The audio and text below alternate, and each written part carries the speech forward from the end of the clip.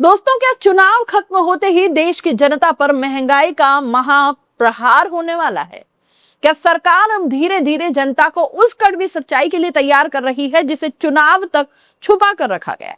और सबसे बड़ा सवाल, क्या प्रधानमंत्री की अपील सिर्फ सलाह है या आने वाले आर्थिक तूफान का कोई ट्रेलर है?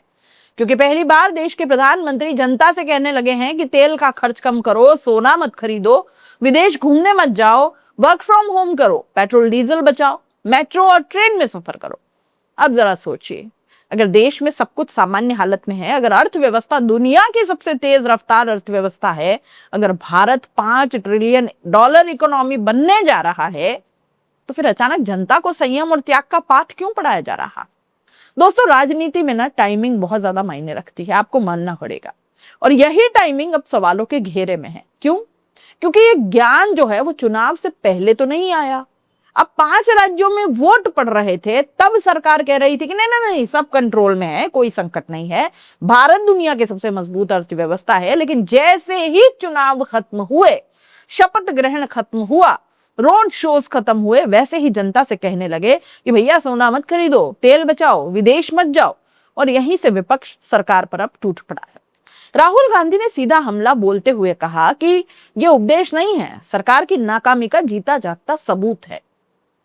कहा कि 12 साल बाद देश की हालत ऐसी हो गई है कि प्रधानमंत्री जनता को बताने आ गए हैं कि क्या खाना है, क्या खरीदना है, कहां जाना है।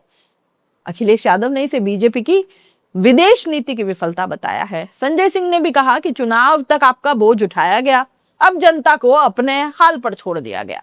लेकिन दोस्तों, सबसे बड़ा सवाल सिर्फ विपक्ष का हमला नहीं है, सबसे बड़ा सवाल है कि वाकई देश किसी बड़े आर्थिक संकट की तरफ बढ़ रहा है। क्योंकि प्रधानमंत्री की अपील कोई साधारण बयान नहीं हो सकती। जब देश का प्रधानमंत्री राष्ट्रीय मंच से बार बार विदेशी मुद्रा बचाने की बात करे, जब वो सोना खरीदने से रोकने की अपील करे, जब पेट्रोल डीजल की खपत कम करने की बात करे, तो इसका मतलब है कि सरकार को आने वाले दबाव का अंदेशा है। और ये डर हवा में तो पैदा नहीं हुआ होगा। ईरान अमेरिका तनाव, खाड़ी क्षेत्र में युद्ध, कच्चे तेल की बढ़ती कीमतें, डॉलर के मुकाबले गिरता रुपया, एलपीजी और गैस की कीमतों में बढ़ोतरी, ये सब कुछ मिलकर भारत की अर्थव्यवस्था पर दबाव बना रहे हैं। भारत अपनी जरूरत का बड़ा हिस्सा विदेशों से आयात करता है। तेल बाहर से आता है, गैस बाहर से आती है, सोना बाहर से आता है। और जब वैश्विक संकट बढ़ता है तो सबसे पहले असर आम आदमी की जेब पर पड़ता है। लेकिन दोस्तों, विपक्ष का असली हमला अपील पर नहीं बल्कि दोहरे मापदंड पर है। क्योंकि जिस दिन प्रधानमंत्री जनता से कह रहे थे कि पेट्रोल बचाइए, उसी दिन गुजरात में उनका भव्य रोड शो चल रहा था। लंबा काफिला, दर्जनों गाड़ियां, भारी सुरक्षा। और फिर जनता से कहते हैं कि पब्लिक ट्रांसपोर्ट इस्तेमाल करो। अब यही विपक्ष सवाल पूछता है कि क्या त्याग सिर्फ जनता करेगी, नेता नहीं करेंगे? इनकी ऐश में कोई कमी नहीं आएगी? प्रियंका चतुर्वेदी ने कहा कि अगर हालात इतने ही गंभीर है तो बड़े बड़े रोड शो बंद क्यों नहीं कर देते? लाखों लोगों की चुनावी रैलियां क्यों हो जाती है? शपथ ग्रहण समारोह इतने भव्य करने की क्या जरूरत है? और दोस्तों, सबसे बड़ा विरोधाभास तो यह है कि प्रधानमंत्री खुद जल्द विदेश दौरे पर जाने वाले हैं। भारत में कम दिखाई देते हैं, आप भी जानते हैं। UAE, Italy, Norway, Netherlands. लेकिन जनता से कहा जा रहा है कि विदेश यात्रा टाल दीजिए। अब यही वजह है कि सोशल मीडिया पर लोग पूछ रहे हैं कि क्या देश संकट में है, या सिर्फ जनता को मानसिक रूप से तैयार कर रहे हो कि आने वाली महंगाई के लिए सब एडजस्ट हो जाए? क्योंकि इतिहास गवाह है, जब भी सरकारें जनता को संयम और संदेश का पाठ पढ़ाने लगती है, तब कहीं ना कहीं आर्थिक दबाव जरूर होता है।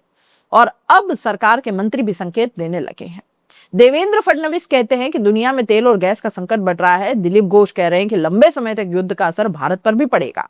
मतलब साफ है कि सरकार अब धीरे धीरे जनता को यह बताने लगी है कि आने वाले दिनों में महंगाई बढ़ेगी भैया।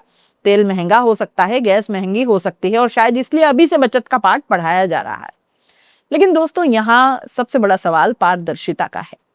अगर हालात गंभीर हैं तो क्या देश को खुलकर सच नहीं बताया जाना चाहिए? क्या संसद में खुली बहस नहीं होनी चाहिए? क्या सर्वदलीय बैठक नहीं बुलानी चाहिए? कोविड के समय भी अचानक फैसले हुए, लॉकडाउन लगा, मजदूर सड़क पर उतर आए, अस्पतालों में अफरा तफरी मच गई, और आज फिर सरकार जनता से त्याग मांग रही है, लेकिन बिना किसी स्पष्ट रोड मैप के। आखिर जनता भरोसा करे तो कैसे करे? क्योंकि जनता पूछ रही है कि अगर देश संकट में है तो नेताओं की सुविधाएं क्यों नहीं हट रही हैं? क्यों नहीं घटा देते अपनी खुद की सुविधाएं? वीआईपी काफिले क्यों नहीं रुक सकते? विदेश यात्राएं क्यों जारी है? तुम्हारा इधर उधर घूमना, पैसे खर्च करना, रोड शो, रैलियां क्यों है चालू भाई? क्यों ये चुनावी रैलियां हो रही है? दोस्तों, राजनीति में जनता सब कुछ देखती है, और जब जनता को कम खर्च करो कहा जाता है ना, तो जनता ये भी देखती है कि सत्ता खुद कितना खर्च कर रही। अब असली सवाल यही है, क्या ये सिर्फ देशभक्ति के नाम पर त्याग मांगने की शुरुआत है? आने वाले समय में पेट्रोल, डीजल, गैस के दाम सचमुच आसमान छू जाएंगे, क्योंकि अगर सरकार जनता को पहले से तैयार कर रही है ना, तो इसका मतलब आने वाला वक्त आसान नहीं होने वाला। शायद यही वजह है कि विपक्ष इसे महंगाई बम का ट्रेलर कह रहा है। फैसला जनता को करना है, क्या ये दूरदर्शी नेतृत्व है, या चुनाव खत्म होने के बाद शुरू हुई कड़वी सच्चाई? क्या ये राष्ट्रहित में अपील है, या आने वाली आर्थिक मार की भूमिका?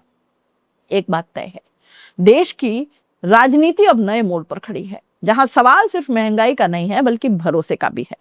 आप इस पूरे मामले को कैसे देखते हैं? अपनी राय कमेंट बॉक्स में लिख दीजिए। जाते जाते चैनल को लाइक, शेयर और सब्सक्राइब जरूर कर दीजिए। नमस्कार।